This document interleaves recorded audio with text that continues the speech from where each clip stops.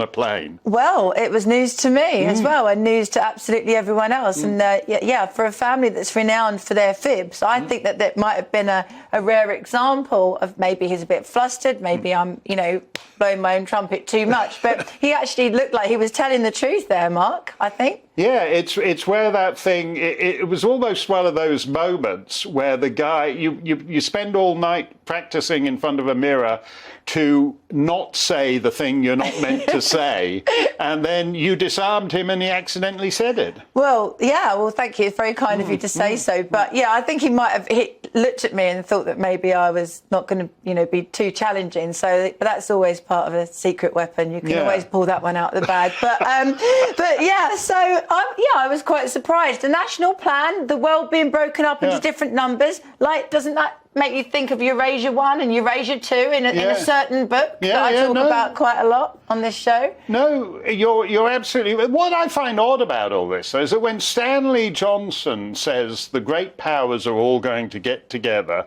and parcel out the carbon allowance for the planet, and then as part of some national plan, people are going to be told you won't be allowed to get on a plane. Yeah, who? That sort of passes without notice. But then if you were to say, oh, well, Stanley Johnson says that certain people aren't going to be allowed to, are going to be prevented from boarding planes in the future, people just say, oh, well, you're just some conspiracy theorist. You're one of these great reset conspiracy theorist type. He just said it on television. Yeah, well, you were talking before about hiding in plain sight. I think maybe this interview is going to, you know, get the message out there. But then I keep saying that, don't I? That this will change things. But yeah, I mean, he actually said it, Mark. He actually said...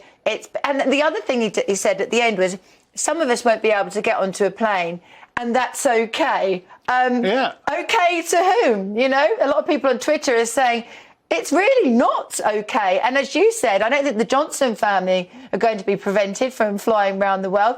Yeah, I mean, I was pretty shocked that he came out with that stuff. He also said in the same interview, what is all this thing about being energy independent? Why is it such a big deal anyway? And that, you know, talked about...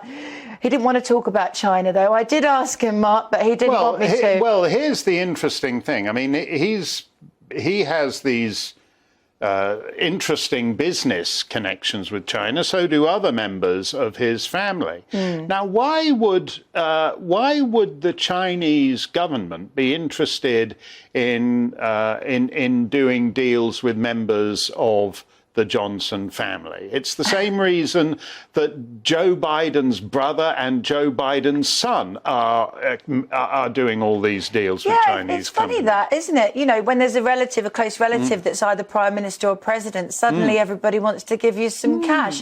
Yeah, very, very strange. But he also said that we've never been energy or food independent. Well, I think that would be news to a huge amount of people. We were a net exporter of energy until relatively recently. Well, his point that he's making is, why are you being so parochial and thinking about this little island, a few islands off the coast of Europe having energy independence? We're getting together, whoever he is, and divvying it up for the whole planet. Do you think we care whether some rinky-dink little island in the middle of the North Atlantic is what its energy? I mean, who is he? Yeah, I know.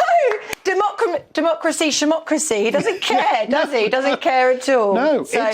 it's a fantastically odd way for the father of a Conservative Prime Minister to talk. It is. You know, I don't know. And what does he know that we don't know? And that he's able... But what worries me now is that people are coming out and being quite blasé about it. You know, we had Rishi coming in with the globalist coup.